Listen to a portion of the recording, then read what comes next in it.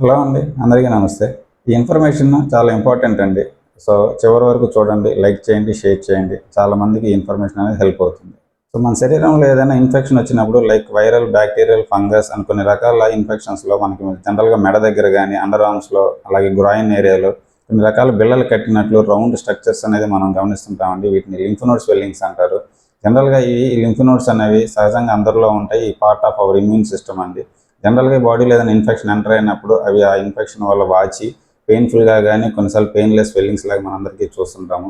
ముఖ్యంగా మెడ దగ్గర లింఫ్ నోడ్స్ వాయటం అనేది జనరల్గా జలుబు, దగ్గు, ఫీవర్స్ కానీ, అలాగే టాన్సిల్ ఇన్ఫెక్షన్స్, ఇలా కొన్ని రకాల ఇన్ఫెక్షన్స్లో మెడ దగ్గర కూడా మనం ఇలాంటి స్వెల్లింగ్స్ అనేది చూస్తుంటాము.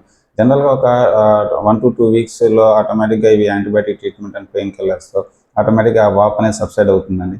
కానీ 2 వీక్స్కి మించి ఈ వాపు తగ్గకుండా ఉన్నప్పుడు మీరు నెగ్లెక్ట్ చేయకుండా దగ్గరలో డాక్టర్ని కలిసి వాటికి సంబంధించి అల్ట్రాసౌండ్ స్కాన్స్ కానీ, అలాగే ఎఫ్ఎన్ఏసి అంటాం, సూది పరీక్ష అంటాం, ఇలా అలాగే కొన్నిసార్లు బయాప్సీ అవసరం అవ్వచ్చు. ఇలాంటి పరీక్షలు చేయించుకొని ఆ లింఫ్ నోడ్ స్వెల్లింగ్స్లో ఉన్న ఇన్ఫెక్షన్ ఏంటనేది మనం ఫైండ్ అవుట్ చేసి దానికి సంబంధించిన ట్రీట్మెంట్ తీసుకోవాలండి.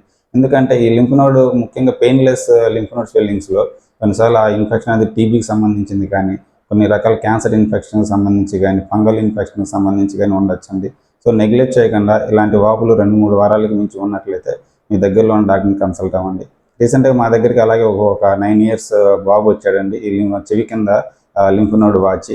సో ఈ నార్మల్ మందులు తగ్గకుండా అలా ఉన్నప్పుడు మేము ఎఫ్ఎన్ఏసి టెస్ట్ అనేది చేపిస్తే అది టీబీ అని బయటపడిందండి. సో దానికి సంబంధించిన ట్రీట్మెంట్ అనేది తీసుకుంటున్నాడు. సో ఇలాంటి స్వెల్లింగ్స్ ఉన్నప్పుడు మీరు నెగ్లెక్ట్ చేయకుండా దగ్గరలో ఉన్న డాక్టర్ని కన్సల్ట్ అవ్వండి. Thank you.